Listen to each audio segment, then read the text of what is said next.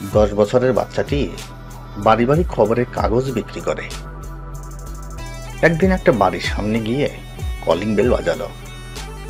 এক ম্যাডাম বাইরে এসে, কি ব্যাপার?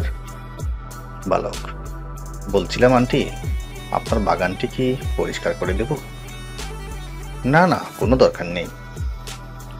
আর আজ সকালে তুই খবরের কাগজ দিয়ে যাসনি কেন?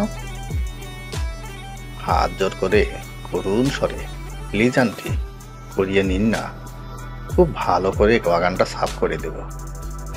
আর আজকে কাগজ ছাপা হয়নি, কাল স্বাধীনতা দিবসের ছুটি ছিল। ম্যাডাম একটু নরম সুরে, আচ্ছা ঠিক আছে, কত টাকা নিবি? টাকা লাগবে না আন্টি, শুধু খাবার দিলেই হবে। ও ঠিক আছে, যা, খুব ভালো করে পরিষ্কার করবে কিন্তু। মনে হচ্ছে বেচারা আজ কিছু খায়নি, আগে ওকে কিছু খাওয়ানো দরকার। ম্যাডাম চিন্তা করল। ম্যাডাম, এই ছেলে এদিকে আয়, আগে তুই খেয়ে নে, তারপর কাজ করিস। না আন্টি, আগে কাজ করে নেই, তারপর খাবো। আচ্ছা বেশ, এই বলে নিজের রুমে ঢুকলেন। 2 ঘন্টা পর, আন্টি, ও আন্টি, দেখুন না ঠিকঠাক ছাপ হয়েছে কিনা। আরে বাহ, তুই তো বাগানের আশপাশগুলো ভালো করে ছাপ করে দিয়েছিস। এখানে এসে বস, আমি তোর জন্য খাবার নিয়ে আসছি। ম্যাডাম খাবার দিতেই বালকটি পকেট থেকে একটা পলিথিন বের করে তার মধ্যে খাবারগুলো ঢোকাতে শুরু করলো। পেটে প্রচুর খিদে নিয়ে কাজ করলে খাবারটা তো এখানেই খা, লাগলে আরো দিব।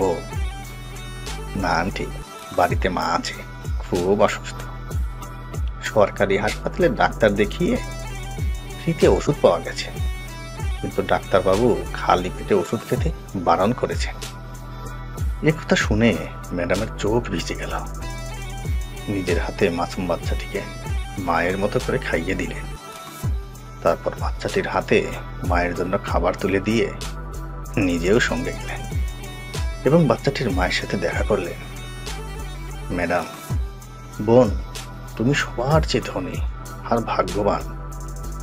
যে সংস্কার, যে শিক্ষা, যে দৌলত তুমি তোমার সন্তানকে দিয়েছ, সেই সংস্কার, সেই দৌলত আমি আমার সন্তানদের দিতে পারিনি।